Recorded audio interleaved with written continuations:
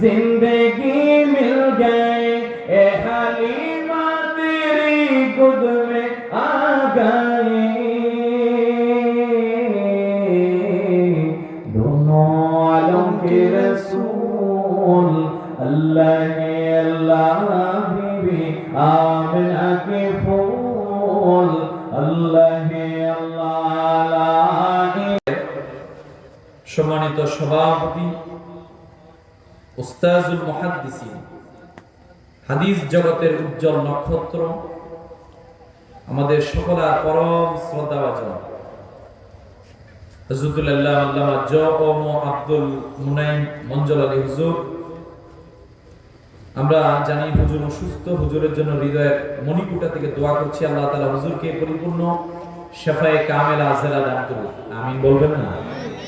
আজকের মাহফিলের প্রধান অতিথি যিনি অল্প কিছুক্ষণ পরে আমাদের মধ্যে শুভাগমন করবেন, তত্ত্ববহুল জ্ঞানতাত্ত্বিক যুগোপযোগী আলোচনা পেশ করবেন, ঐতিহ্যধন্য দারুন নাজাত সিদ্দিকিয়া কামিল মাদ্রাসার প্রধান মুফতি, আন্তর্জাতিক খ্যাতি সম্পন্ন মুফাসসির কোরআন হযরতুল্লাহ আল্লামা মুফতি মুহাম্মদ উসমান গনি সালি হুজুর। আল্লাহ হুজুরকে কবুল করুন, আমিন বলবেন না? হুজুরকে আমাদের মাঝখানে এসে তাকরীর পেশ করার জন্য আল্লাহ কবুল আর মঞ্জুর করুক, আওয়াজ দিয়ে বলেন আমিন। বিশেষত সালাতুল মাগরিবের পরক্ষণে আলোচনা পেশ করেছেন আমার অত্যন্ত শ্রদ্ধাভাজন আল্লামা বালাউটি সাহেবের সম্মানিত সাহেবজাদা হযরত মাওলানা ডাক্তার শাহ মোহাম্মদ সফিউর রহমান সাহেব। আল্লাহ হুজুরকে কবুল করুক। তবে বুঝে নেন, আল্লাহ আদমকে তৈরি করে আল্লাহ আদমকে 6টা বৈশিষ্ট্য দিলেন।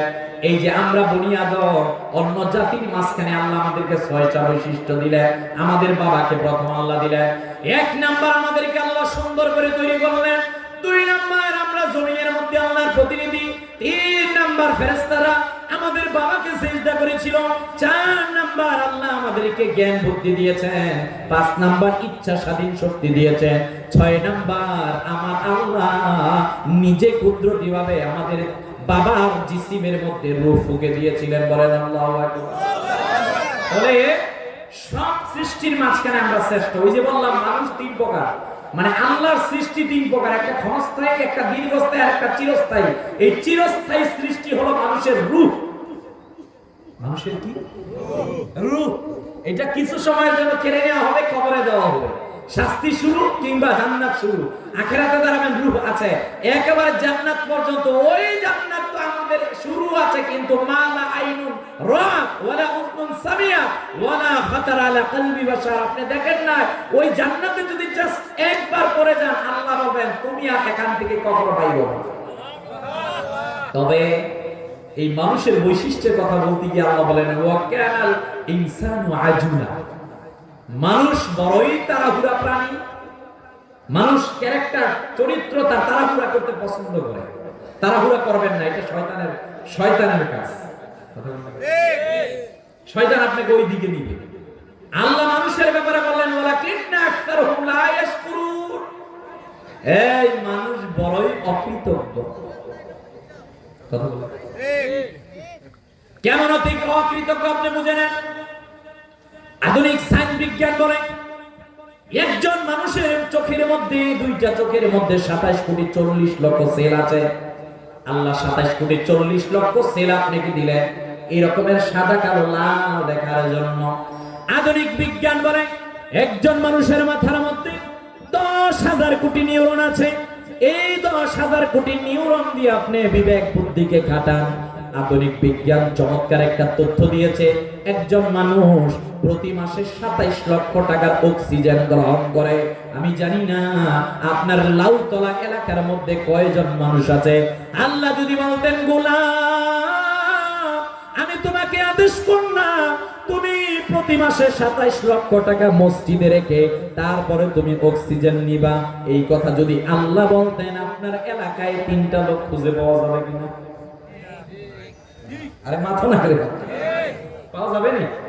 আল্লাহ যদি বলেন এই মাসে 27 লাখ টাকা নিবে, এরপর অক্সিজেন নিবে, এটা আমরা বুঝেছি কখন? করোনার সময়, কোভিড-19 করোনা ভাইরাসের সময়। হায় হায় অক্সিজেন নাই। নিজের স্ত্রীরে ডাকবে, স্ত্রী আমি তোমার অনেক ভালোবাসি, স্ত্রী ডাক দিয়ে বলতো, আমি আপনার, আপনি আমার স্বামী না, আপনার লাগে আমি জীবন দিলাম। যখন নাকি করুণা ধরা পড়লো, স্ত্রী কিছু তোর জীবন পরে দেওয়া, এই স্বামী মরে গেলে একটা ভাব। আরে মাতো না গেল, আমি কি অবাস্তব কিছু বললাম? এগুলো বাস্তব, পত্রিকায় দেখতেছি। আল্লাহ ডাক দিয়ে বলছেন, এইটাই কি দুনিয়া নাকি? হ্যাঁ, এইটাই দুনিয়া। আল্লাহ বলছেন দুনিয়া সব স্বার্থপর, সবাই তোমার সাথে নিজের ব্যবহারের কারণে তোমাকে ব্যবহার করবে। তুমি আল্লাহকে ভালোবাসো, রাসূলুল্লাহ সাল্লাল্লাহু আলাইহি ওয়াসাল্লামকে ভালোবাসো, মা বাবাকে ভালোবাসো, তুমি কখনো ধোঁকা খাবা না। তাহলে আমরা কেমন অতি অকৃতজ্ঞ বুঝে নেন। প্রতিদিন 2 রাকাত করে 730 রাকাত, বছরে ফজরের নামাজ ফরজ, 4 রাকাত করে বছরে 1460 রাকাত জোহরের নামাজ ফরজ, 1460 আসরের নামাজ ফরজ, 1095 মাগরিবের নামাজ ফরজ, 1460 রাকাত এশারের নামাজ ফরজ। প্রতিটা প্রাপ্তবয়স্ক নারী পুরুষের উপর আমার আল্লাহ বছরে 6205 রাকাত নামাজ ফরজ করেছে। আমরা কেমন অকৃতজ্ঞ। আল্লাহ যে বললেন, ওয়ালাকিন্না আকতারাহুম লা ইয়াশকুরুন, মানুষ বড়ই অকৃতজ্ঞ। এত আল্লাহ আমাদেরকে দিলেন অক্সিজেন, এত সুন্দর করে তৈরি করলেন, প্রতিদিন 5 বার মসজিদে যাওয়ার সময়টা আমাদের না। বুঝা যায় আপনাদের দিকে ফজরের কি অবস্থা, পুরা মসজিদ ভরা। মাশাআল্লাহ, এটা তো ভালো লক্ষণ যদি পুরা মসজিদ ভরা থাকে। আর যদি 3 দিন হয়, মানে 3 জন হয়, এটা কিয়ামতের লক্ষণ। কথা বলেন। আমার সম্মানিত হাজিরিন, এইবার মূল বক্তব্যে ঢুকেন। রব্বুল আলামিন আদমকে সর্বসুন্দর সর্বশ্রেষ্ঠ করে তৈরি করলেন। এই আদমের আল্লাহ কিছু বৈশিষ্ট্য আমাদেরকে জানালেন। মানুষ তাড়াহুড়া প্রাণী, অকৃতজ্ঞ জাতি, মানুষকে দুঃখ কষ্ট দিয়ে তৈরি করা হয়েছে। মানুষ জিওগ্রাফিও, আল্লাহ বলছেন মানুষ বিতর্ক প্রিয়। এইবার আল্লাহ রাব্বুল আলামিন কেন মানুষদেরকে পাঠালেন, এই কথা কোরআনুল কারীমের মধ্যে বললেন। রব্বুল আলামিন বললেন, ইয়া আইয়ুহান নাসু উবুদু রাব্বাকুমুল্লাযী খালাকাকুম ওয়াল্লাযীনা মিন ক্বাবলিকুম লাআল্লাকুম তাত্তাকুন।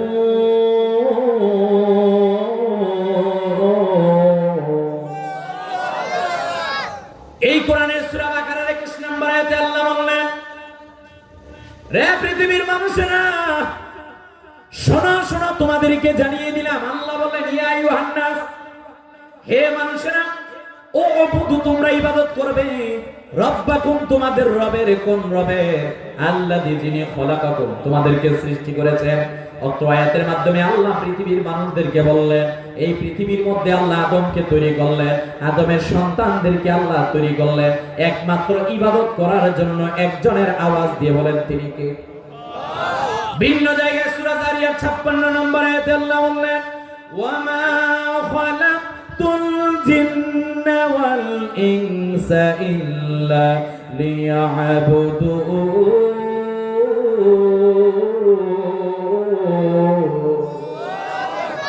আল্লাহ বললেন, এই মানুষ আর জিন, এই দুইটা জাতিকে আমার ইবাদতের জন্য তৈরি করলাম। তাহলে মূল বক্তব্য কি বুঝলেন? আদমকে আল্লাহ তৈরি করার 1 নাম্বার কারণ হচ্ছে এই পৃথিবীর মধ্যে আল্লাহর ইবাদত করতে হবে। আপনি যেখানেই থাকেন না কেন, যেই অবস্থায় থাকেন না কেন, যখনই নামাজের ওয়াক্ত হয়ে যাবে নামাজ পড়তে হবে।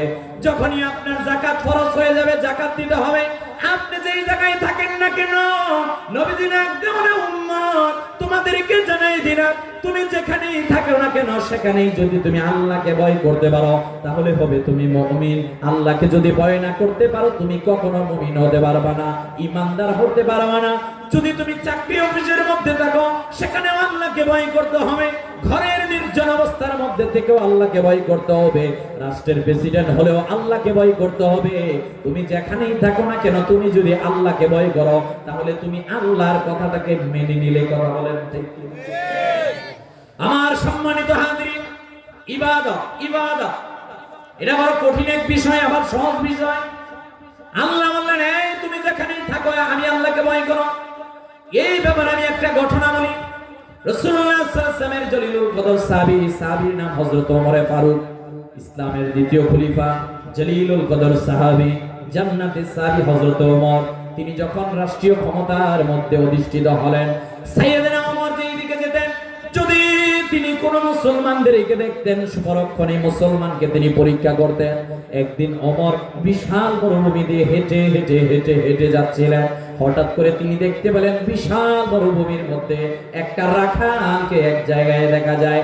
আমিরুল মুমিনিন ওমর রাখালের কাছে গিয়ে বললেন, এ ভাই তুমি কে? ওই রাখাল ডাকতে বললেন, এ ভাই আমি আপনাকে চিনি না, আমি অমুক গোত্রের রাখাল, এই যে বকরিগুলো দেখছেন এগুলো আমার বকরি। হযরত আমিরুল মুমিনিন ওমর ডাক দিয়ে বললেন, ভাইরে আমি এই জায়গা দিয়ে মুসাফির হালতে যাচ্ছি, আমার কাছে কোনো খাবার নাই, আমার কাছে কোনো পানি নাই, তুমি যদি আমাকে কোনো কিছু দিয়ে হেল্প করতে, আমার জন্য সাহায্য হতো। ওই রাখাল ডাক দিয়ে বলেন, ভাই আপনাকে দিব এই ধরনের কিছু নাই। ওমর চিন্তা করলেন, আমি তাকে পরীক্ষা করে দেখি ও কত বেশি আল্লাহকে ভয় করে, আল্লাহকে ভয় করে। আমিরুল মুমিনিন ওমর ডাক দিয়ে বললেন, ভাইরে এই যে তোমার বিশাল বড় একটা বকরির পাল এখানে রয়েছে, এই বকরির পাল থেকে তুমি একটা বকরি আমাকে দাও, বিনিময়ে আমি তোমাকে দিনার আর দিরহাম দিব। হযরত ওমর রাখালকে পরীক্ষা করার জন্য বললেন, তুমি আমাকে দিবা বকরি, আমি তোমাকে দিব দিনার দিরহাম, শুধু আমরা দুইজন জানবো আর কেউ জানবে না। আমিরুল মুমিনিন যখন এই কথা বললেন, রাখাল ডাক দিয়ে বললেন, ইয়া ইবনুল মালিক ফাআইনা আল্লাহ, আপনি আমাকে বললেন দুনিয়ার কেউ দেখবে না, কথাটি হ্যাঁ, দুনিয়ার সবার চোখ ফাঁকি দেওয়া যায়। হে শাহজাদা, আপনাকে জানাই দিলাম দুনিয়ার সবার চোখ ফাঁকি দেওয়া যায় কথাটি, তবে একজনের চোখ ফাঁকি দেওয়া যায় না। আওয়াজ দিয়ে বলেন তিনি কে? দুনিয়ার সবার চোখ ফাঁকি দেওয়া যায়, কিন্তু একজনের চোখ ফাঁকি দেওয়া যায় না, তিনি হচ্ছেন আল্লাহ রব্বুল আলামিন। পৃথিবীর মধ্যে আমাদেরকে বানালেন ইবাদত করার জন্য। এই ইবাদত মানে সৎ কাজে আদেশ, অসৎ কাজে নির্দেশ। রব্বুল আলামিন আমাদের ব্যাপারে বলতে গিয়ে সূরা আল ইমরানের 110 নম্বর আয়াতে বললেন, কুনতুম খায়রা উম্মাতিন উখরিজাত লিন-নাস তা'মুরুনা বিল মা'রুফি ওয়া তানহাউনা আনিল মুনকার ওয়া তু'মিনুনা বিল্লাহ।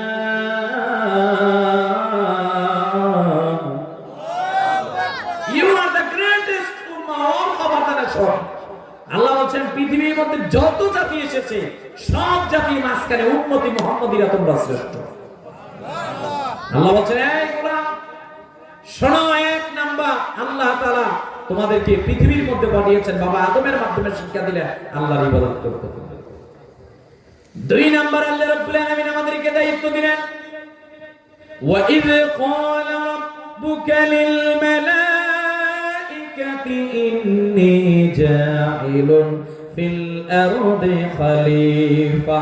আল্লাহ যখন আদমকে তৈরি করলেন, ফেরেশতাদের কাছে বললেন আমার প্রতিনিধি পাঠাবো। ফেরেশতারা ডাক দিয়ে বলেন, আল্লাহ আপনি কি পৃথিবীর মধ্যে এমন কোন জাতিদেরকে বানাবেন এরা দুনিয়ার মধ্যে গিয়ে ফিতনা ফাসাদের মধ্যে যুক্ত হয়ে যাবে? আল্লাহ বললেন, ইন্নী আ'লামু মা লা তা'লামুন, আমি যা জানি তোমরা তা জানো না। দেখেন ফেরেশতাদের কথাকে ভায়োলেট করে আল্লাহ মানুষদেরকে বানালেন। এই যে আপনি আজকে ওয়াজের মধ্যে বসলেন, আমার আল্লাহ ফেরেশতাদেরকে নিয়ে গর্ব করছেন। এ ফেরেশতারা, আমি যখন মানুষদেরকে বানাবো তোমরা বাধা দিয়েছিলে, দেখো দেখো লাউতলা এলাকার মধ্যে আমার বান্দারা আরামের বিছানার মধ্যে যায় নাই, আমার বান্দারা নামাজের ওয়াক্ত হলে নামাজের মধ্যে চলে যায়। তোমরা বলেছিলে আল্লাহ মানুষ বানানোর দরকার নাই, আমরাই তো আছি। আমি আল্লাহ বলেছিলাম আমি যা জানি তোমরা তা জানো না। শোনো শোনো, তোমাদেরকে জানাই দিলাম, আমার বান্দা যখন ভালো কাজের দিকে ধাবিত হয়ে যায়, আমি আল্লাহ যদি ভালোবেসে ফেলি, আমি আল্লাহ তাকে জান্নাত দিয়ে দেই। এই ব্যাপারে ইমাম বুখারী সহিহ বুখারী হাদিস উল্লেখ করলেন, নবীজি বললেন আল্লাহ যদি কাউকে ভালোবাসেন, হযরত জিবরাইলকে আল্লাহ ডাক দেন। হযরত জিবরাইলকে আল্লাহ ডাক দিয়ে বললেন, জিবরাইল রে, অমুক এলাকার অমুক বান্দাটাকে আমি ভালোবাসি, তুমিও ভালোবেসে ফেলো। ইমাম বুখারী হাদিস উল্লেখ করলেন, হযরত জিবরাইল এইবার ফেরেশতাদেরকে বললেন, আল্লাহ ওই বান্দাকে ভালোবাসে, তোমরাও ভালোবাসো। নবীজি ডাক দিয়ে বলে, উম্মত নবীকে জানাই দিলাম আসমান থেকে এইবার ফেরেশতারা জমিনের মধ্যে আগমন করে বান্দার হৃদয়ের মধ্যে ওই ব্যক্তি সম্পর্কে ভালোবাসা ঢুকিয়ে দেয়। কেন? আল্লাহ বলেন এই ফেরেশতারা বাধা দিয়েছিল বান্দার ব্যাপারে। আমার বান্দা যখনই কোনো ভালো কাজ করে আল্লাহর ভালো লাগে, আল্লাহ চান প্রতিটা বান্দা জান্নাতের মধ্যে যায়। আল্লাহ বললেন এই তোমরা কিন্তু আমার প্রতিনিধি, তো তোমরা যে আমার প্রতিনিধি, জমিনে গিয়ে তোমাদের কাজ আছে। লিমানিল মুলকুল ইয়াউম লিল্লাহিল ওয়াহিদিল কাহ্হার। বলেন তো এই পৃথিবীর মালিক কে? আমাদের জীবনের মালিক কে? আমাদের মৃত্যুর মালিক কে? আমাদের রিজিকের মালিক কে? সব প্রশ্নের উত্তর তো একজন, তিনি কে? আপনি জানলেন এই জমিনের মধ্যে আল্লাহ মালিক, তাহলে আপনাকে তো প্রতিনিধি হিসাবে আল্লাহ পাঠিয়ে একটা দায়িত্ব দিয়েছেন। জমিনের মধ্যে আপনি যেখানেই থাকেন না কেন আল্লাহর আইন বাস্তবায়ন করবেন। আপনি শুধু মসজিদে আল্লাহর আইন বাস্তবায়ন করবেন, জমিনে বাস্তবায়ন করবেন না, আপনি এখনো পরিপূর্ণ মুমিন হতে পারেন নাই। মসজিদে যেমনি ভাবে কড়াই ঘন্টায় আপনি পরিপূর্ণ ইসলামকে পালন করেন, আপনার ব্যক্তি জীবন, পরিবার জীবন, সমাজ জীবন, রাষ্ট্র জীবনের মতো ওইভাবে ইসলামকে পালন করতে হবে। কথা বলেন ঠিক কিনা? যদি এইভাবে আমি পালন করতে পারতাম ইসলামকে পরিপূর্ণভাবে, কখনো কোনো অবস্থায় আমার বাংলাদেশ ব্যাংকের লকারের মধ্যে একটা দুর্নীতিবাজের হাত যেত না। ইসলামকে যদি আমরা পরিপূর্ণভাবে পালন করতে পারতাম, তাহলে আমার দেশের মধ্যে হাদির মতো নিরীহ ব্যক্তিদেরকে কেউ অনর্থক গুলি করে হত্যা করতে পারতো না। কথা বলেন ঠিক কিনা? মানুষের জীবনের কোনো মূল্য নাই। এটা কি? এটা কোন দেশে আমরা বসবাস করছি? কথা বলেন। মন চাচ্ছে ফায়ার করছে, মন চাচ্ছে কাউকে অপমান করছে না। ইসলাম এইটা শিক্ষা দেয় না। ইসলাম বলেছে আপনার এলাকার কে ধনী, কে গরিব, কে আরব, কে অনারব, কে ভুইয়া, কে চৌধুরী, কে মৃদা, does not matter। ইসলাম এইটা দেখে না। ইন্না আকরামাকুম ইনদাল্লাহি আতকাকুম। আপনার এলাকার মধ্যে কে কত বেশি আল্লাহকে ভয় করে, ইসলাম দেখে এইটাকে। কথা বলেন ঠিক কি? আমরা সবসময় পড়া দিই। নবাব সিরাজউদ্দৌলাকে যখন গসিটি বেগমরা পরাস্ত করলো, ইংরেজরা আমাদের উপর 200 বছর ছুরি চালিয়েছে। কয়শো বছর? মিস্টার খামসি ওনার ডায়েরির মধ্যে লিখেছে 14,000 আলেমদেরকে আমরা ইংরেজরা ফাঁসি কাস্টে ঝুলিয়ে হত্যা করেছি। খায়বারের জাতীয় মসজিদের মধ্যে প্রতিদিন 80 জন আলেমকে গলা কেটে হত্যা করতাম। 80,000 মাদ্রাসাকে আমরা বন্ধ করেছিলাম। এমন কোন মুসলিম নাই যাদের উপর আমরা অত্যাচারী স্টিম রুলার চালাই নাই, কিন্তু মুসলমানদেরকে নিধন করতে পারি না। কথা বলেন না কেন? আমরা তো বলতে পারি এইটা মুসলিমদেরকে নিধন করার মতো, মুসলিমদেরকে চরমন করার মতো ক্ষমতা পৃথিবীর মধ্যে কারো নাই। কথা বলেন ঠিক কিনা? আমাদেরকে দেখিয়ে গেছেন ঈমান কিভাবে রাখতে হবে। ইমামে আযম আবু হানিফাকে বিষ প্রয়োগ করে হত্যা করা হয়েছে। আহমদ ইবনে হাম্বলকে চাবুক মারা হয়েছে। আমরা আমাদের ইতিহাসের পূর্বসূরীদের মধ্যে দেখেছি আল্লামা সাইদ কাবলা হুজুরিকে সৈয়দপুরের জমিনের মধ্যে আঘাত করা হয়েছিল। হক্কানি আল্লাহর ওলিদের বিরুদ্ধে এমন কোনো তহমত নাই, দেওয়া হয় নাই। তারপর ওনারা শিক্ষা দিয়েছেন গলা দিব কিন্তু ঈমান দিব না। কথা বলেন ঠিক কিনা? গলা দিব কিন্তু ঈমান দিব না। কথা বলেন। বাংলাদেশ স্বাধীন হয় না এবার কোন দৃষ্টিকোণ থেকে? আমরা শহীদদের জন্য দোয়া করি। এই যে 16 ডিসেম্বর, আল্লাহ আমাদেরকে জান্নাত নসিব করুক, আমিন বলবেন না? 36 জুলাইদের জন্য দোয়া করি, আল্লাহ তাদেরকেও কবুল করুক, আমিন বলবেন না? কিন্তু আমি যখন বলি আমি মুসলমান, 90% মুসলিমের দেশের মধ্যে বসবাস করি, এটা বলি না আমরা? এই কথা যখন আমি বলবো তখন আমার নর্থ সাউথ ইউনিভার্সিটির মধ্যে কেমন করে একটা ছেলে আমার কোরআনের মধ্যে পাড়া দেয়। কথা বলেন না কেন? আমি যখন বলবো 90% মুসলিমের দেশ, তখন কেমন করে স্বাধীন বাংলাদেশের মধ্যে নবীর বিরুদ্ধে কথা বলা হয়। কথা বলেন ঠিক কিনা? এজন্য আমরা বলছি যারা আগামী রাষ্ট্র ক্ষমতায় যাবে, গিয়ে প্রথম কাজ হবে জাতীয় সংসদের মধ্যে আইন করা হবে 90% মুসলিমের দেশের মধ্যে কেউ যদি আল্লাহর বিরুদ্ধে কথা বলে, ইসলামের বিরুদ্ধে কথা বলে, কোরআনের বিরুদ্ধে কথা বলে, ফাঁসি কাস্টের আইন তাদের বিরুদ্ধে করতে হবে। কথা বলেন ঠিক কিনা? নারায়ে তাকবীর, নারায়ে রিসালাত, বাঁচাও ঈমান, বাঁচাও দেশ। আমিন বলবেন না? আমিন। আর আওয়াজ দিয়ে বলেন আমিন। প্রিয় ভাইরা, আমি যেটা আপনাদেরকে বুঝাতে চাচ্ছি, জমিনে আল্লাহর ওলিরা এই জমিনকে আবাদ করেছে। কথা বলুন ঠিক। আপনি কেমন করে আল্লাহর ওলিদেরকে ভুলে যান? আপনি আল্লাহ সাইফুল্লাহ ফজলুর দিকে আঙ্গুল তোলেন, আপনি বাবা শাহজালাল ইমানের দিকে আঙ্গুল তোলেন, আপনি হক্কানি পীর মাশায়েখের দিকে আঙ্গুল তোলেন, সামান্য একটু ক্ষমতা পেয়ে দেখবেন আপনার আঙ্গুল আগুনে পুড়ে গেছে। ঠিক। আপনি যেই আঙ্গুল তুলেছেন আল্লাহর ওলিদের বিরুদ্ধে, ওই আঙ্গুল কিন্তু যে কোনো সময় ভেঙে যেতে পারে। ঠিক। এজন্য যেই কথাই বলেন, কারো প্রতি আমাদের কোনো বিদ্বেষ নাই, কাউকে নিয়ে আমাদের কোনো মন্তব্য নাই। কেউ যদি হক্কানি আল্লাহর ওলিদের মাজার ভাঙার বিরুদ্ধে আসে, আল্লাহর ওলিদের বিরুদ্ধে কথা বলতে চায়, ওই হাতকে আমরা ভেঙে চুরমার করে দিব। কথা বলেন ঠিক কিনা? এটা মানা হবে না, এইটা কখনো আমরা মেনে নিতে পারি না। আল্লাহর ওলিরা যেটা শিক্ষা দিয়েছেন ওইটার নাম ইসলাম। আপনি যেটা করেন এটা দলীয় রাজনীতি, এটা নিজের পেটকে বড় করা। ঠিক। আর ও আল্লাহর ওলিরা যেটা করেছে এটার নাম ইসলাম। ঠিক। 1 ঘন্টা ওয়াজ শুনেছে আল্লাহর ওলিদের জবান থেকে, সকালে ফজরের নামাজ ধরে ফেলেছে। ঠিক। আপনার আমার দলে মিছিলও যায়, নামাজের খবর নাই। আপনার আমার দলে হায় হায় ও কি করবো তো দাঁড়িয়ে রাখে না। আরে মাথা না ঘুরে তাহলে জমিন আল্লাহ, এই জমিনে কথাও হবে একজনের, তিনি কে? আমার সম্মানিত হাজির, বাবা আদমের মাধ্যমে আল্লাহ নাম্বার 1 আমাদেরকে কাজ দিলেন। 1 নাম্বার কাজ দিলেন আল্লাহর ইবাদত করার জন্য বললেন। 2 নাম্বার আল্লাহর আইন বাস্তবায়নের জন্য বললেন। 3 নাম্বার আল্লাহ বললেন, গোলাম তুমি পৃথিবীর মধ্যে যাবা, এই পৃথিবীর মধ্যে গিয়ে আমি আল্লাহ ইবাদত করব। আল্লাহ বললেন, তাবারাকাল্লাযী বিয়াদিহিল মুলকু ওয়া হুয়া আলা কুল্লি শাইইন قدير الذي خلق الموت والحياة ليبلوكم أيكم أحسن عملا وهو العزيز الغفور.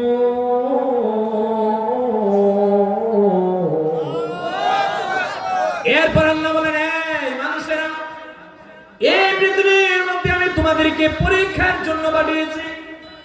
আমার সিলেটের মুসলমান, আপনি ভাববেন না আপনি দুনিয়ার মধ্যে অনন্তকাল থাকবেন না। কেন মার দিকে তাকান না? কেন বাবার দিকে তাকান না? মা কবরে, বাবা কবরে। বিবেক এইটা বলছে যে কোনো সময় আপনি আমিও কিন্তু কবরের মধ্যে চলে যেতে হবে। তবে আল্লাহ আমাদেরকে শিক্ষা দিলেন এই পৃথিবীর মধ্যে তোমার পরবর্তী কাজ হলো তুমি জমিন থেকে সামানা সংগ্রহ করবে। Death is the beginning of life. মৃত্যুর মাধ্যমে এমন একটা জীবন তোমার জন্য শুরু হবে যেই জীবনের শুরু আছে কিন্তু শেষ নাই। এইবার নবীজি আমাদেরকে শিক্ষা দিলেন, শোনো শোনো তোমাদেরকে জানাই দিলাম, জমিনের মধ্যে তুমি যদি ভালো কাজ করো তাও তুমি পাবা। ইকরা কিতাবাকা কাফা বিনাফসিকাল ইয়াউমা আলাইকা হাসিবা। আল্লাহ আখিরাতে ডাক দিয়া বলবে, গোলাম এই তোমার আমলনামা, তুমি ভালো কাজ করেছিলা এই নাও, তুমি যে খারাপ কাজ করেছিলা ওইটাও তুমি নাও। নবীজি এইবার ডাক দিয়া বলে, উম্মত তোমাদেরকে জানাই দিলাম, বাবা আদমকে তৈরির মাধ্যমে আল্লাহ 4 নাম্বার বুঝালেন, পৃথিবীর মানুষেরা তুমি যখন জমিনের মধ্যে জীবনকে পরিচালনা করবা, তোমার একটা প্রকাশ্য দুশমন আছে, শত্রু আছে। নামটা কি জানি? সবাই নামই না, থানাতে দোষী যারা ধরবে কি না? আপনি আমাকে দিয়েছেন আদম সৃষ্টির রহস্য কি? বাবা আদম আমাদের বাবা। কথা বলেন না।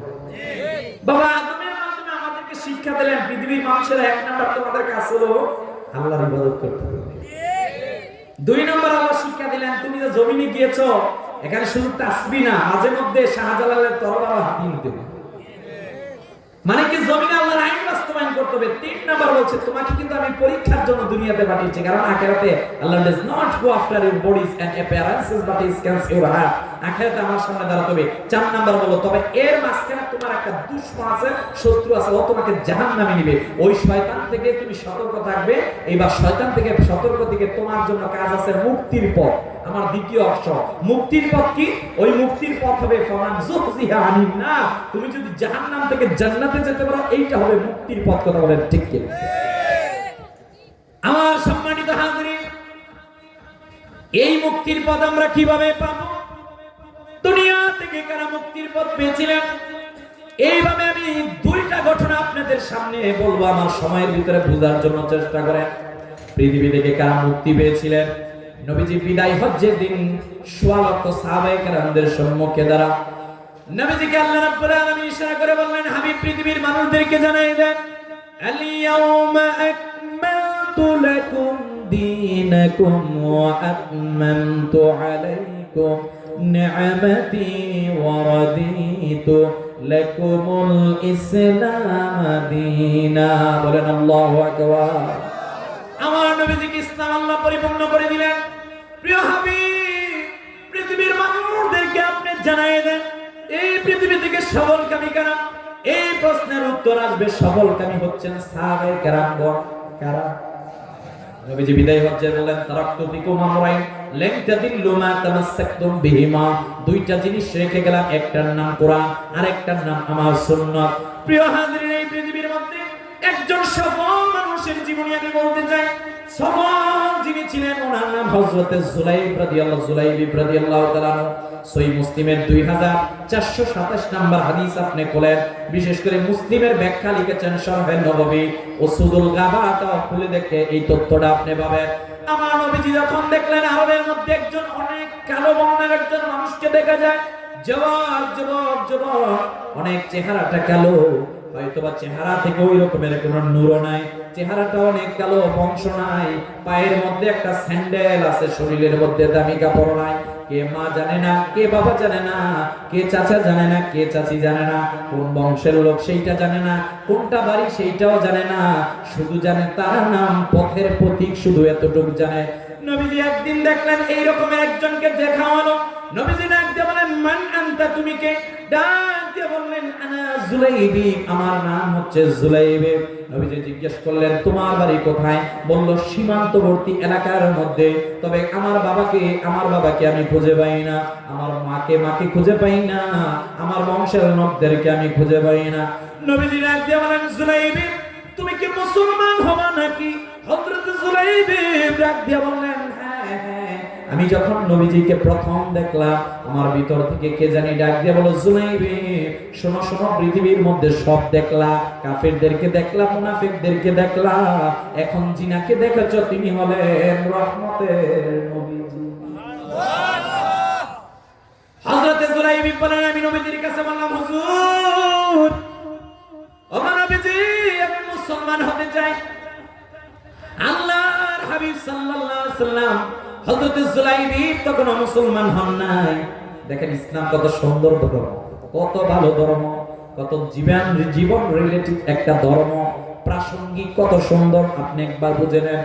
হযরত জুলাইব বলেন, আমি দেখতে অনেক কালো ছিলাম, এজন্য আরবের মানুষগুলো আমাকে দামিম বলতো। দামিম শব্দের অর্থ বিশ্রী, অনেক কালো। হ্যাঁ, আমার কোনো বংশ ছিল না, আমার কোনো গোত্র ছিল না, এমনকি আমাকে আরবের কোন গোত্রের লোকেরা তাদের গোত্রে প্রবেশ করা আমাকে নিষিদ্ধ করে দিয়েছিল। হযরত জুলাইব ডাক দিয়ে বলেন, শহরে আরবের মানুষরা তোমাদেরকে জানাই দিলাম, আমি নবীজির কাছে হাতে হাত রেখে মুসলমান হলাম। আল্লাহর হাবিব সাল্লাল্লাহু আলাইহি ওয়াসাল্লাম আমাকে হাতে হাত রেখে যখন মুসলমান বানিয়ে দিলেন, এইবার আমি নবীজির আহলে সুফাদের অন্তর্ভুক্ত হয়ে গেলাম। নবীজি সাল্লাল্লাহু সামনে দিয়ে আমি যাই, একদিন সামনে দিয়ে হেঁটে যাচ্ছি, নবীজি আমাকে ডাক দিয়ে বললেন, রে জুলাইব, তুমি কি বিয়ে করবা নাকি? আল্লাহু আকবার। হযরত জুলাইব ডাক দিয়ে বলেন, হুজুর, আমার বংশ নাই, আমি দেখতেও এরকম সুন্দর নয়, আমাকে কে বিয়ে দিবে? নবীজি বললেন, তুমি অমুক গোত্রের অমুকের কাছে গিয়ে বলবা, আমি রাসূল বলেছি তোমাকে, অমুকের মেয়ের সঙ্গে আমি রাসূল বলেছি বিয়ে করার জন্য।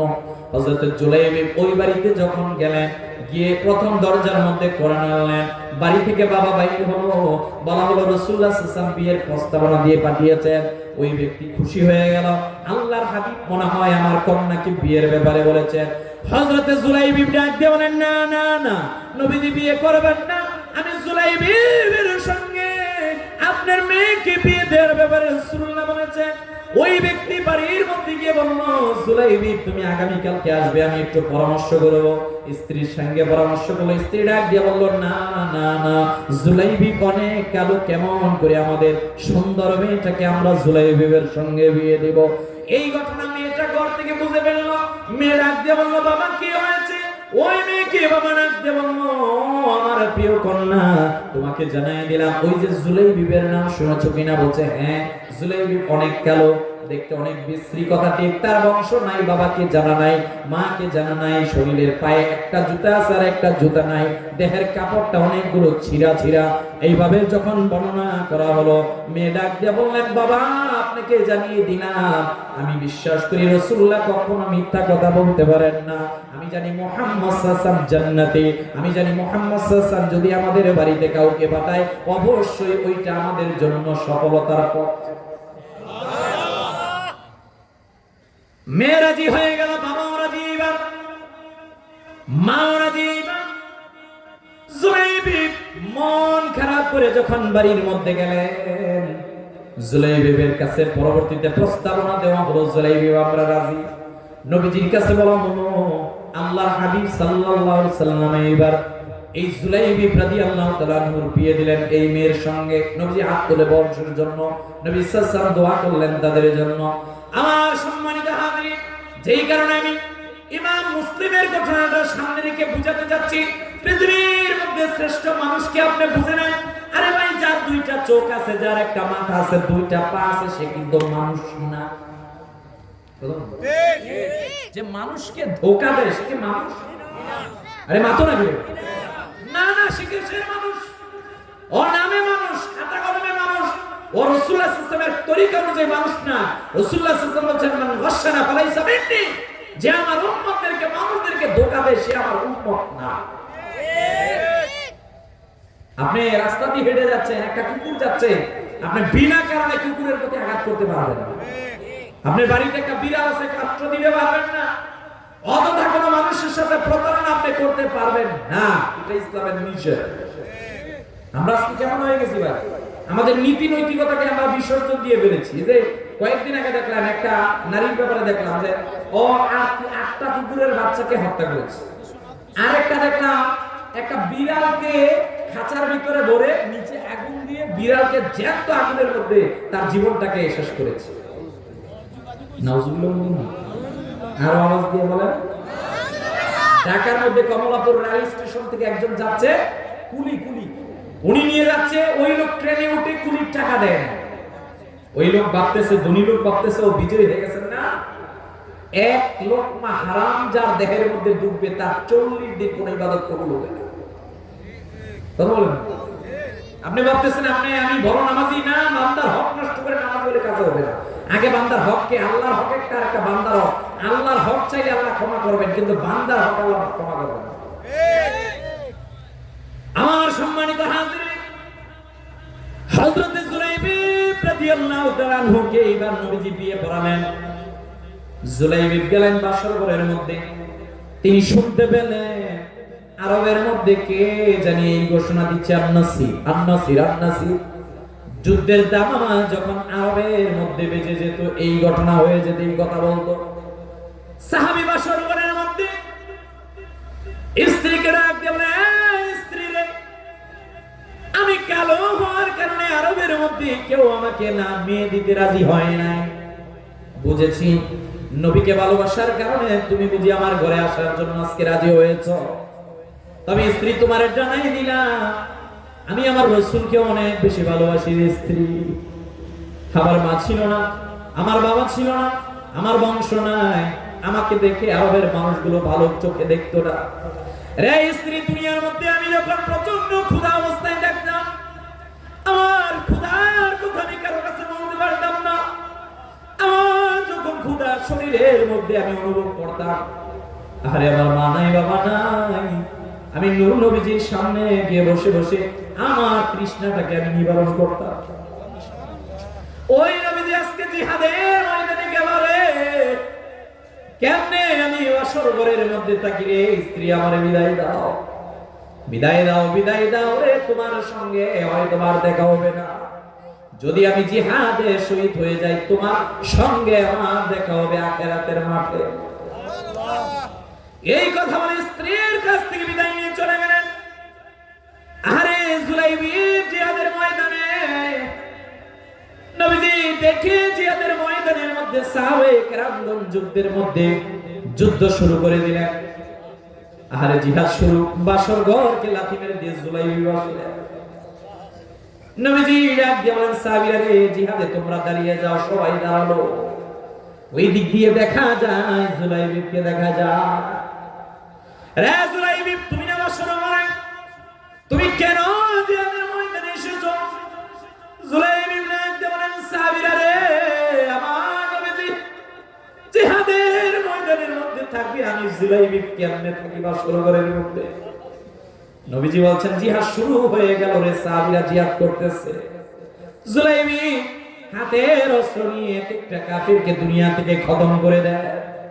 আহারে কাফেরদেরকে দুনিয়া থেকে যখন খতম করে দেয়, এই জিহাদের ময়দানে মুসলমানদের যখন বিজয় হয়ে গেল, নবীজি জিহাদের বর্ণনা একদম, সাহাবীরা আমারে তোমরা বলো রে, জিহাদের কি অবস্থা? সাহাবীরা ডাক দিয়ে বলেন, হুজুর আমাদের বিজয় হয়েছে। নবীজি দেখলেন সাহাবীদেরকে এক এক জায়গায় দেখা যায়, সব সাহাবীদেরকে দেখা যায়, কিন্তু জুলাইবিকে দেখা যায় না। নবীজি বললেন, সাহাবীরা আমার জুলাইবি কোথায়? সাহাবী একজন ডাক দিয়ে বলেন, হুজুর ওই যে মাঠের এক প্রান্তের মধ্যে আপনার সাহাবী জুলাইবিকে মনে হয় আমি দেখেছিলাম। নবীজি এইবার হেঁটে হেঁটে জুলাইবির কাছে গেলেন। নবীজি গিয়ে দেখেন 8টা কাফেরদেরকে, 7টা কাফেরদেরকে সামনে শরীর থেকে আলাদা করে জুলাইবি ওখানে শুয়ে আছে। নবীজি জুলাইবির দেহটা হাত দিয়ে ধরলেন, বুকের মধ্যে নূর। নবীজি যখন জুলাইবির দেহটাকে ধরলেন, নবীজি এবার সাহাবীদেরকে বলেন, সাহাবীরা রে, আমার জুলাইবির বাবা নাই, আমার জুলাইবির মা নাই। আজকে যদি আমার জুলাইবির বাবা থাকতো, বাবা তার লাশ এখান থেকে নিত। নবীজি ডাকতে বলেন, আমার সাহাবীরা, আমি একদিন রাস্তা দিয়ে হেঁটে হেঁটে যাচ্ছিলাম, আমি দেখলাম আমার জুলাইবি অনেক কষ্ট নিয়ে হেঁটে হেঁটে যাচ্ছে। আমি আমার সাহাবী জুলাইবিকে বললাম, জুলাইবি তুমি কি বিয়ে করবা না? জুলাইবি বড় একটা নিঃশ্বাস নিয়ে বলছে, হুজুর আমাকে কে মেয়ে দিবে? আমি আমার জুলাইবিকে বিয়েটা পড়ালাম, তোমাদেরকে জানাই দিলাম।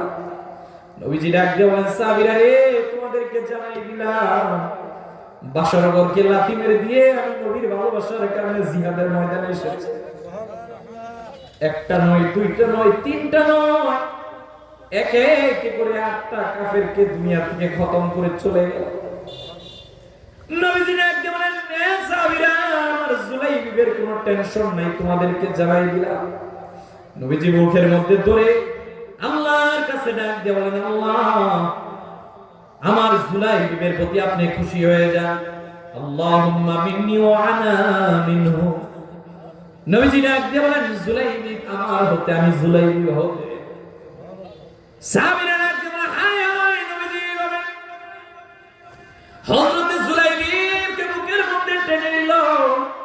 হযরতে আবু বকর চিন্তা করতে করলেন, আজকে যদি জুলাইবির জায়গায় আমি আবু বকর হতাম, আমার থেকে পৃথিবীর মধ্যে সফল তেমন কেউ হতো না।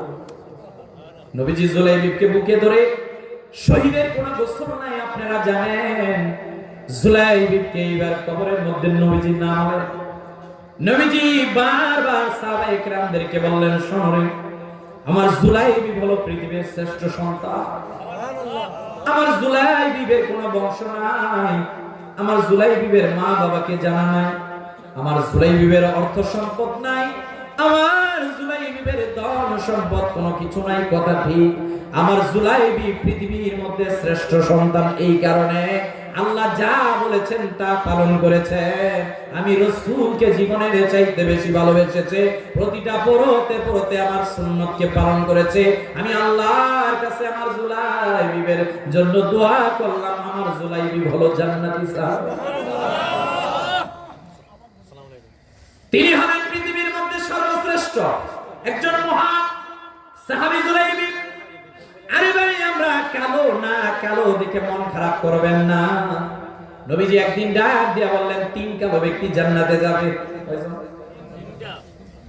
একজনের নাম হলো লোকমান হাকিম। তিনি বলছেন আমি আমার দুই হাত দিয়ে 1000 নবী রাসূলদের খেদমত করেছিলাম। আরেকজনের নাম বাদশা নাজ্জাশী, আরেকজনের নাম হযরতে বেলাল। নবীজি ডাক দিয়ে বলেন, হে বেলাল, তুমি যখন মদিনার মধ্যে হাঁটো রে বেলাল, তুমি যখন মদিনার মধ্যে হাঁটো, আমি যেই দিন মেরাজের মধ্যে গেলাম বেলাল, ও বেলাল তোমারে জানাই দিলাম আমি জান্নাতের মধ্যে তোমার আরবের হাঁটার পায়ের আওয়াজ শুনে এসেছি। নবীজি বললেন, 3 কালো ব্যক্তি জান্নাতি, আমি যেই কারণে ঘটনা বললাম। আমার সম্মানিত হাজরিন, মুক্তির পথ এক জায়গায়। এই মুক্তির পথ আপনি কি নিতে হবে কোরআন থেকে, অন্য কোন জায়গা থেকে নয়। আপনার অনুকরণীয় হলো মুহাম্মদ সাল্লাল্লাহু আলাইহি ওয়াসাল্লাম। এই কোরআনকে জীবনের প্রতি পড়তে পড়তে যখন নিবেন, কোরআন এইবার আপনাকে একটা ডিরেকশন দিচ্ছে, শোনো, শুধু মানুষ হলেই হবে না, 2টা চোখ হলেই হবে না, একটা মাথা হলেই হবে না, 2টা পা হলে হবে না, তোমার চরিত্রকে সুন্দর করতে হবে। কারণ নবীজি বলেছেন, যার চরিত্র সুন্দর আল্লাহ তাকে আখিরাতের ময়দানে ফার্স্ট চান্সে জান্নাত দিবেন। একজন হলো ভালো সাহাবী। তিনি দেখেন কেমন পৃথিবীর মধ্যে নিজেকে রাঙিয়ে গিয়েছিলেন, ছিলেন কিন্তু কালো। আমরা যখন কোন কালো মানুষকে দেখি কেমন জানি করি, কথা বলেন, কালোকে দেখলে আমরা কেমন জানি করি, আরে কালো কালো মহিলা না, একটু সুন্দর। আমরা ঘটক সাহেব এমন এক সুন্দর আইনা দিছে, ওই মেয়ের পরক্রিয়া 3 জনের সাথে প্রেম আছে। ওরে সর্বনাশ, ঠিক আছে নাকি? প্লিজ আপনি সুন্দর করবেন কি? অবশ্যই, নাহলে আবার সুন্দর বলার আমাদের রাগ হয়ে যাবে। প্লিজ আমি বলছি না, 4টা জিনিসকে দেখে আপনাকে যে মেয়েকে বিয়ে করবেন, হ্যাঁ দর্শকতা আছে, হ্যাঁ বংশ আছে, হ্যাঁ সম্পত্তির কথা ঠিক আছে, সবকিছু দেখবেন। তবে রাসূল সাল্লাল্লাহু আলাইহি ওয়াসাল্লাম কিন্তু দিনদারিকে তাকে প্রায়োরিটি দেওয়ার ব্যাপারে বলেছেন। কথা বলেন, আমরা সাদা কালো এই বর্ণবাদ ইসলাম বিশ্বাসী নয়। আপনি দেখবেন কার ভিতরে কত বেশি আল্লাহর ভয় আছে। সাহাবী ছিলেন কালো, নবীজি সাল্লাল্লাহু আলাইহি ওয়াসাল্লাম নিজে বলছেন, নিজে বুকের মধ্যে জড়িয়ে বলছেন, আয় আল্লাহ, তিনি ডাক দিয়ে বলছেন, সাহাবীরা হাযা মিন্নি ওয়া আনা মিনহু, আমার এই সাহাবী আমার থেকে, আমি তার থেকে, তার বাবা নাই, তার মা নাই, না কোনো টেনশনের কারণ নাই। ও আল্লাহকে এত চিনেছে, আমি মুহাম্মদ সাল্লাল্লাহু আলাইহি ওয়াসাল্লামকে এত মেনেছে, আমি মুহাম্মদ সাল্লাল্লাহু আলাইহি ওয়াসাল্লাম বলে গেলাম, তার জন্য অপেক্ষা করতেছে আল্লাহর জান্নাত। কিন্তু এই দুনিয়ার মধ্যে আবার এক শ্রেণীর লোকেরা মুক্তি পাবে না। এই মুক্তি যারা পাবে না, তাদের মধ্যে একজনের নাম হলো কারুন। নাম কি? তাফসীরে কুরতুবী আপনি খুলেন, তাফসীরে কুরতুবীর মধ্যে ঘটনাটা এসেছে। কারুন ছিলেন তাওরাতের হাফেজ, হযরতে মূসা আলাইহিস সালাতু ওয়াস সালামের চাচাতো ভাই। সে চিন্তা করলো, আমার এত ধন সম্পদ আছে, আমি উজির হওয়ার মতো কিন্তু যোগ্যতা আমার আছে। পয়গম্বর মুসা একদিন ডাক দিয়ে বলে, কেন তোমাকে তোমার যে সম্পদ আছে, সম্পদ থেকে 1000 দিনার থেকে 1 দিরহাম তোমাকে যাকাত দিতে হবে। তোমাকে 1000 বকরি থেকে 1টা করে বকরি যাকাত দিয়ে দিতে হবে। বলছে ঠিক আছে, ঠিক আছে। বাড়িতে রাত্রে বেলা হিসাব করে দেখে অনেক যাকাত এসে গেছে। চিন্তা করলো, না না না, যাকাত দেওয়া যাবে না। কারণ চিন্তা করলো সম্পদ নিজের মধ্যে রেখে দিতে হবে। এই কারণ কি চিন্তা করলো, এলাকার একটা নারীকে সে ফিট করলো।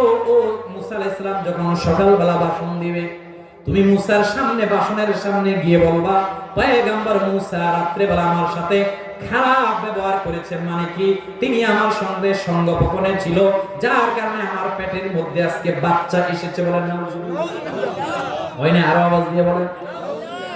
আল্লাহর পয়গম্বর মুসা আলাইহিস সালাম তিনি মাঠের মধ্যে দাঁড়িয়ে যখন ভাষণ দেওয়া শুরু করলেন, মুসা আলাইহিস সালাম মিম্বরের মধ্যে দাঁড়ানো, একজন নারী সামনের দিকে আসতেছে মুসা নবীর বিরুদ্ধে কথা বলার জন্য।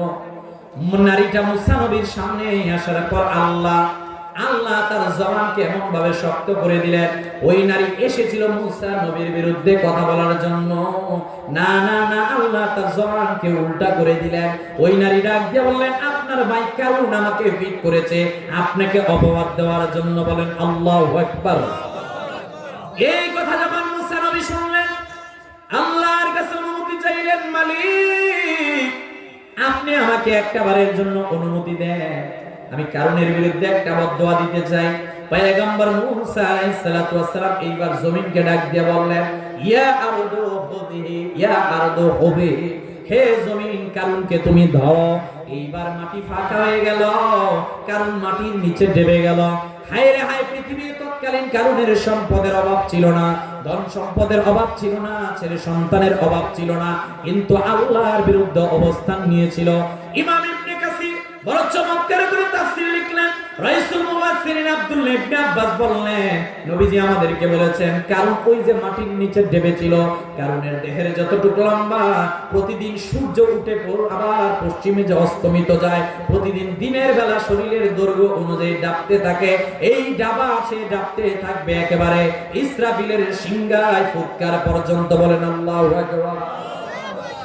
ধন সম্পদ আপনার কোন কাজে আসবে না, কথা বলেন না। ইসলাম কিন্তু আবার বাধাও দেয় না যে তুমি টাকা পয়সা গরিব থাকবা না, গরিব বলে যাকাত দিবা কেন, কথা বলেন। টাকা পয়সা লাগবে, তবে টাকা পয়সা পেয়ে আল্লাহকে ভুলে যাওয়া যাবে না।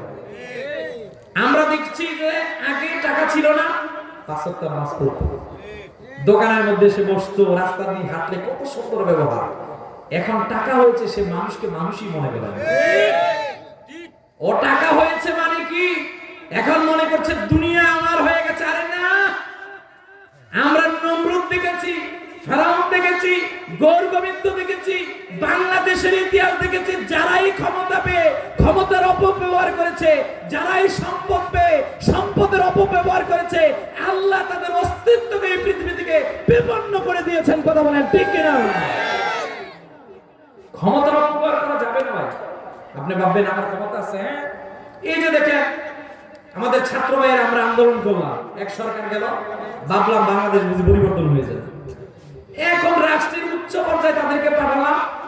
কয়েকদিন আগে পত্রিকার মধ্যে দেখলাম যাদেরকে পাঠিয়েছি ওনাদের সকালের নাস্তা বাবদ বিল হয়েছে 85 লক্ষ টাকা।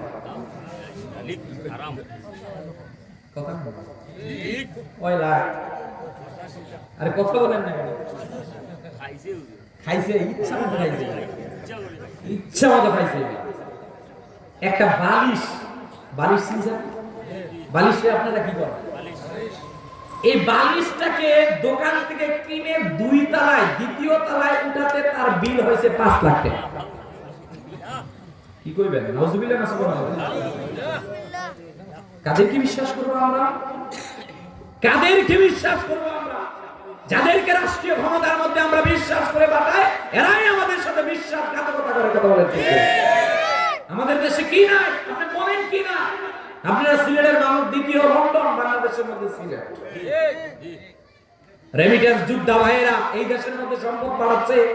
কোভিড-19 করোনা ভাইরাসের সময় দেশ স্থবির, দেশ চলছে না, গার্মেন্টস সেক্টর বন্ধ, মসজিদও প্রায় বন্ধ, সব বন্ধ, কেউ বাড়ি থেকে বাইরে হতে পারছে না। ঠিক ওই মুহূর্তের মধ্যে আমার প্রবাসী ভাইয়েরা রেমিটেন্সের চাকাকে চালিয়ে নিজের রক্তকে ঘামে পরিণত করে ও বাংলাদেশের মধ্যে টাকা পাঠিয়ে বিশ্বের বুকে মাত্র বাংলাদেশের মাথাকে উঁচু করে দাঁড় করিয়েছিল। কথা বলেন ঠিক? কিন্তু আমার প্রবাসীদের আমাদের কাছে মূল্যায়ন না। এয়ারপোর্টে আসলে মনে হয় একটা ভিক্ষু। কথা বলেন না কেন?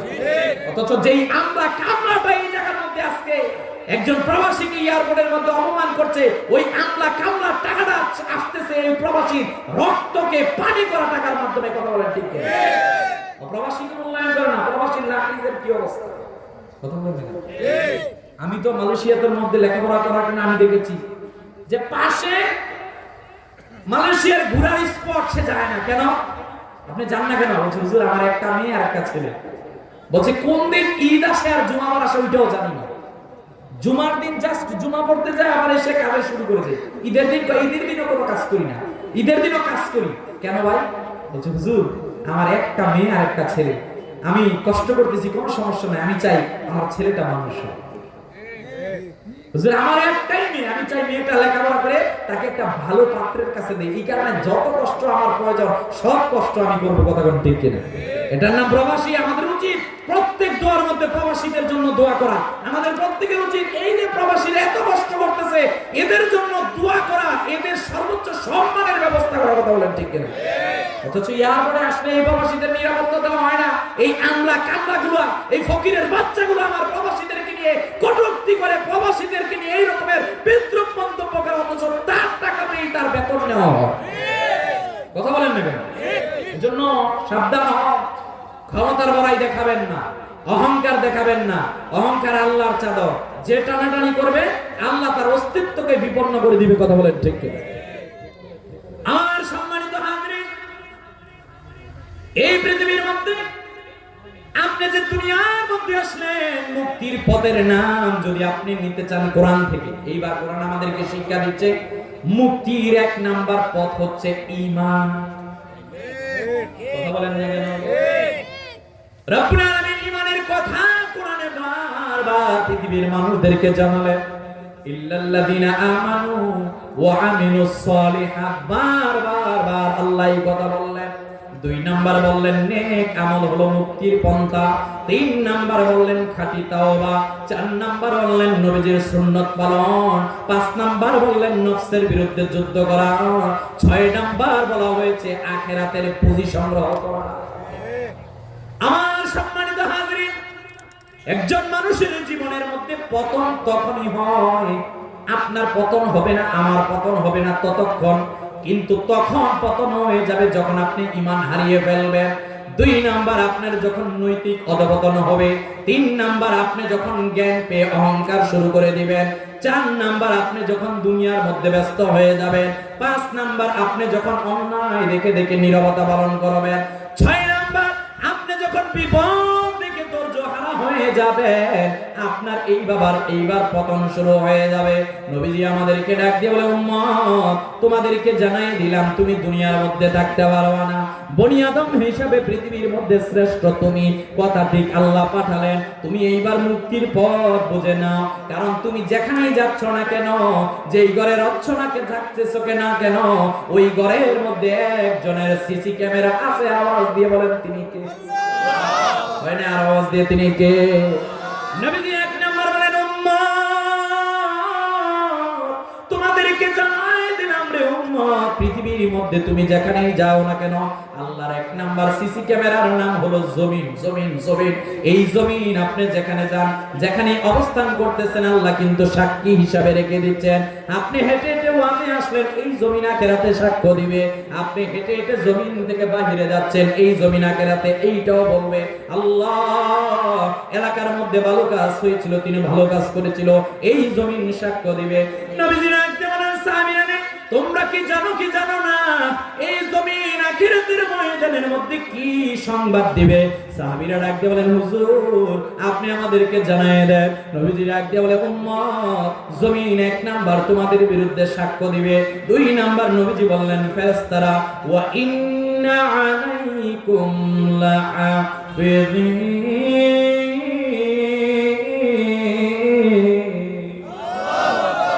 ওই যে কিরামান কাতিবিন, 2 ফেরেশতা আপনি যেখানেই যাচ্ছেন না কেন সে কিন্তু তা সব লিখতেছে। নবীজি 3 নাম্বার বলছেন আমলনামা, ইকরা কিতাবাকা কাফা বিনাফসিকা আল-ইয়াওমা আলাইকা হাসিবা, আপনার আমলনামার মধ্যে সব লেখা হচ্ছে। নবীজি ডাকতে মানে, উম্মত তোমাদেরকে জানাই দিলাম এমন একটা দিনের মধ্যে তোমরা দাবিত হয়ে যাবা। আল-ইয়াওমা নাখতিমু আলা আফওয়াহিহিম ওয়া তুকাল্লিমুনা আইদিহিম ওয়া তাশহাদু আরজুলুহুম বিমা কানু ইয়াকসিবুন। নবীজি ডাকতে বলে, উম্মত রে, যেই দিন আল্লাহর সামনে বান্দারা দাঁড়াবে তাদের মুখ বন্ধ হয়ে যাবে। হাত সাক্ষী দিবে আল্লাহ এই হাত দিয়ে চুরি করেছিল, পাও সাক্ষী দিবে আল্লাহ এই পাও দিয়ে মসজিদের মধ্যে যায় নাই। আল্লাহ ডাক দিয়ে বলেন, শোনো তোমার অঙ্গগুলো তোমার বিরুদ্ধে দাঁড়িয়ে যাবে। আমার নবীজি ডাক দিয়ে বলেন, বনি আদম তোমরা শ্রেষ্ঠ কথা ঠিক, তবে আল্লাহর সিসি ক্যামেরায় 5 নাম্বার যেই বিষয় দিয়ে তোমরা আটকে যাবা, সেই বিষয়টা হচ্ছে তুমি যেখানেই থাকো না কেন সব কিছু একজন কুদরতি ভাবে দেখতেছেন। আওয়াজ দিয়ে বলেন তিনি কে? আর আওয়াজ দিয়ে বলেন তিনি কে? আমার নবীজি এবার ডাকতে বলে, উম্মত তোমাদেরকে জানিয়ে দিলাম এই দুনিয়া থেকে মুক্তির পথ হচ্ছে এইটা। তুমি যেখানেই থাকো না কেন, যেই কাজ করো না কেন, করার আগে চিন্তা করবে তুমি কবরের বিছানায় যাওয়া। কথা বলেন। কবরের বিছানায় যেতে হবে, সহজ না, অনেক কঠিন। নবীজি ডাক দিয়ে বললেন, তুমি যদি কবর থেকে মুক্তি পেতে চাও, ইল্লাল্লাযিনা আমানু ওয়া আমিলুস সালিহাত, ঈমান লাগবে, নেক আমল লাগবে। আমার সম্মানিত হাজরিন, সাহাবায়ে কেরামদের জীবনের দিকে আপনি তাকিয়ে দেখেন না কেন? সাহাবায়ে কেরামগণ নেক আমলের দিকে সব সময় চিন্তা করতেন। আপনি একজন মানুষের সঙ্গে যখন কথা বলবেন, আপনি কর্কশ ভাষায় কথা বলতে পারেন, আবার মুস্কি হেসেও কথা বলতে পারেন। নবীজি রাখতে বলে, উম্মত, তোমরা যখন মানুষের সঙ্গে মুচকি হেসে কথা বলবে, এইটা সদকায়ে জারিয়ার মধ্যে অন্তর্ভুক্ত হয়ে যাবে।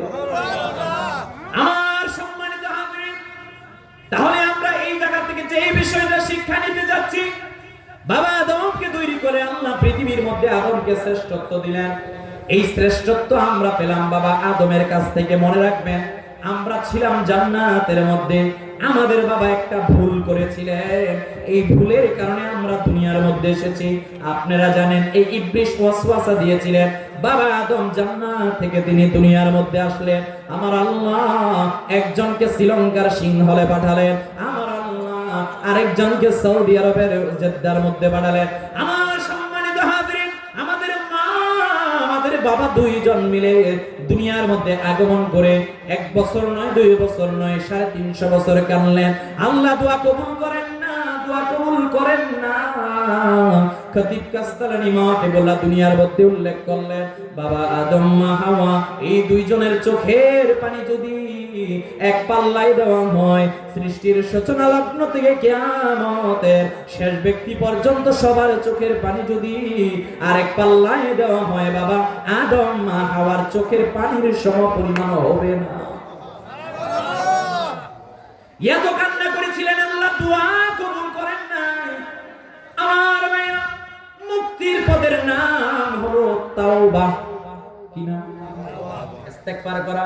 নবীজি আমাদেরকে শিক্ষা দিলেন, শোনে ভুল হলে ভুল স্বীকার করে আল্লাহর কাছে ক্ষমা চাওয়া, এইটা বাবা আদমের অভ্যাস। কিন্তু ভুল হলে ভুলের উপর দায়াম কায়েম থাকা, এটা শয়তানের অভ্যাস। নবীজি বললেন, আমাদের বাবা মা দুইজন পৃথিবীর মধ্যে 350 বছর কানলেন।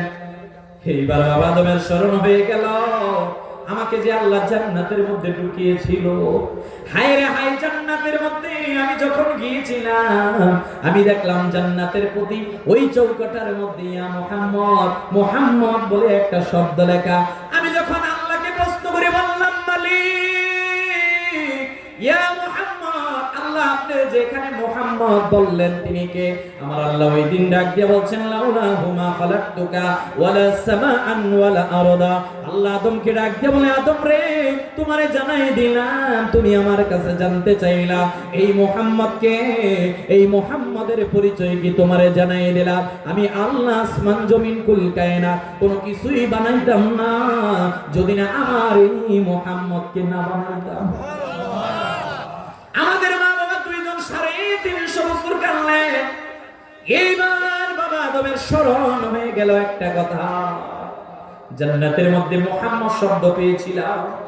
হায় রে হায়, কাঁদে, রব্বানা যালামনা আনফুসানা ওয়া ইল্লাম তাগফির লানা ওয়া তারহামনা লানাকুনান্না মিনাল খাসিরিন বলে বলে আল্লাহ দোয়া করেন না। এইবার আল্লাহর কাছে দোয়া করে বললেন, মালিক আল্লাহুম্মা ইন্না নাতাওয়াসসালু ইলাইকা বিওয়াসিলাতি হাবিবিকাল মুহতারাম নবিকাল খাতিম সাইয়্যিদিনা ইমামিনা শাফিঈনা মাওলানা মুহাম্মদ সাল্লাল্লাহু আলাইহি ওয়াসাল্লাম। এইবার যখন নবীজির নাম মুবারক করে বাবা আদম নবীজির নামের ওসিলায় দোয়া করলেন, আমার আল্লাহ মুহূর্তের মধ্যে বাবা আদমের দোয়া কবুল করে নিলেন। আদম আলাইহিস সালাতু ওয়াস সালামের দোয়া কবুল করে নিলেন। আল্লাহ তাআলা আমাদেরকে শিক্ষা দেন, নেই তুমি বনি আদম, তোমার দ্বারা ভুল হওয়াটাই স্বাভাবিক। কথা বলে, এই ভুল থেকে তুমি ততক্ষণ তওবা করবা, তবে বাট যখন সূর্যটা পশ্চিম দিক থেকে উঠবে তখন আর তওবা করলে কাজ হবে না। যখন তুমি মালাকুল মউতকে দেখেই ফেলবা তখন তওবা করলে তওবা কাজে আসবে।